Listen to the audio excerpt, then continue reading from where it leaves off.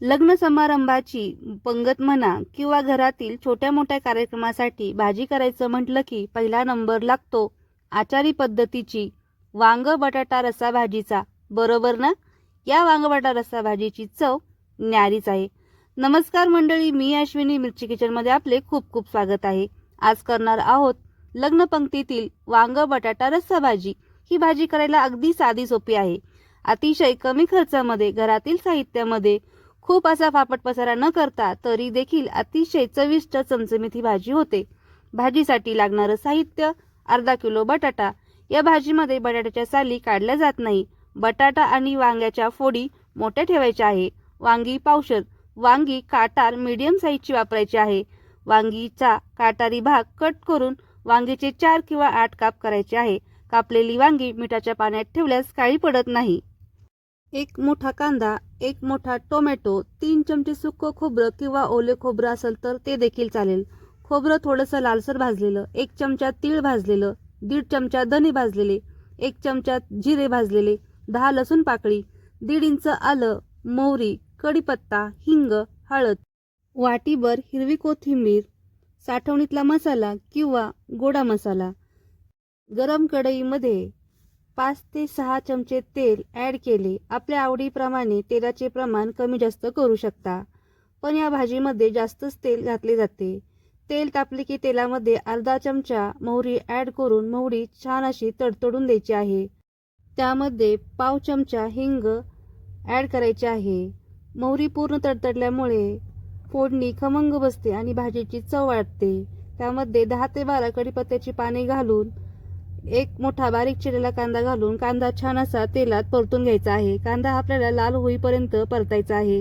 चला तर आता भाजीचे वाटण करून घेऊया. एका मिक्सरच्या भांड्यामध्ये कोथिंबीरची काडी, लसूण, आलं, खोबरं, जिरं, तीळ घालून मिक्सरमध्ये बारीक वाटून घ्यायचे आहे. तुम्ही पाहू शकता आपला कांदा आता लालसर झाला आहे. आता ह्या लालसर झालेल्या कांद्यामध्ये वाटलेले भाजीचे वाटण ॲड करायचे आहे. गॅसची फ्लेम मोठी करून वाटण तेलामध्ये छान असं मिक्स करून घ्यायचे आहे. 2 मिनिटांनंतर गॅसची फ्लेम कमी करून मंद आचेवर वाटण परतून घ्यायचे आहे. वाटण छान असे आपले तेलात परतले गेले आहे व आपल्या वाटणाला तेलही सुटले आहे. आता वाटणामध्ये पाव चमचा हळद घालून मिनिटभर वाटण परतून घ्यायचे आहे व आपले वाटण आता कढईपासून वेगळे होत आहे. आता यामध्ये एक मोठा टोमॅटोची प्युरी आपण ॲड करून थोडंसं त्यात मीठ घालून टोमॅटो मसाल्यामध्ये व्यवस्थित मिक्स करून मसाल्याला तेल सुटेपर्यंत आपण हे वाटण आता परत परतून घ्यायचे आहे. आपल्या मसाल्याला आता तेल सुटले आहे. 2.5 ते 3 चमचे साठवणीतला मसाला, 1 चमचा बेडगी मिरची पावडर घालून तिखट मसाल्यामध्ये व्यवस्थित छान असं परतून घ्यायचं आहे. तुम्ही तिखटाचे प्रमाण तुमच्या आवडीप्रमाणे कमी जास्त करू शकता. तुम्ही पाहू शकता आपला मसाला छान असा परतला गेला आहे. त्यामध्ये बटाट्याच्या फोडी ॲड करून वाटणामध्ये बटाटा व्यवस्थित मिक्स करायचा आहे. बटाटा शिजायला जास्त वेळ लागतो, त्यामुळे बटाटा अगोदर घातला आहे. कढईवर झाकण ठेवून 5 ते 7 मिनिटं वाफ काढून घ्यायची आहे.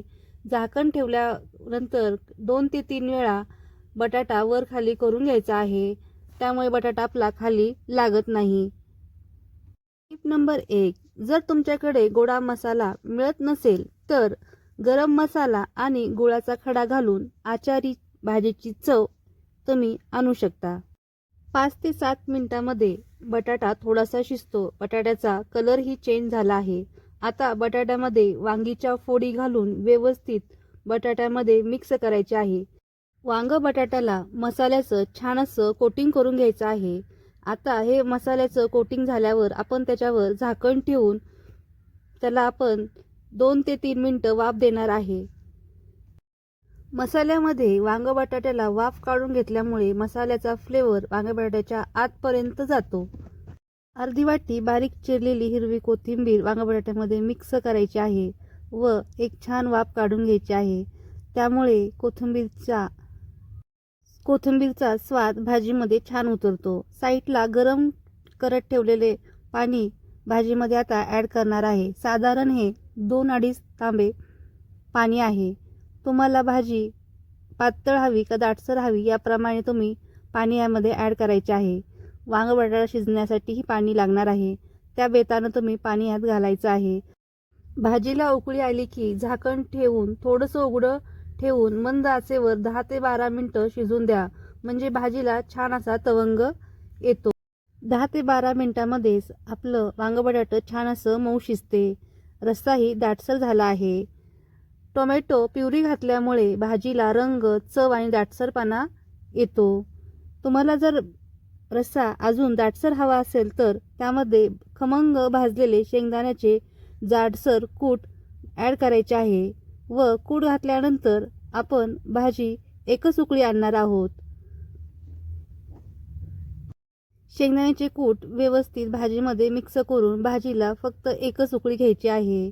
त्यामुळे आपली भाजी दाटसर होणार आहे. महत्त्वाची टीप: शेंगदाण्याचे कूट घालून जास्त वेळ भाजी शिजवल्यास भाजीच्या तेलाचा तवंग नाहीसा होतो. जर तेलाचा तवंग निघून गेल्यास अर्धा ग्लास गरम पाणी करून भाजीमध्ये घालून एक उकळी काढावी. त्यामुळे भाजीचा तवंग तेल परत येते भाजी पातळ झाल्यामुळे.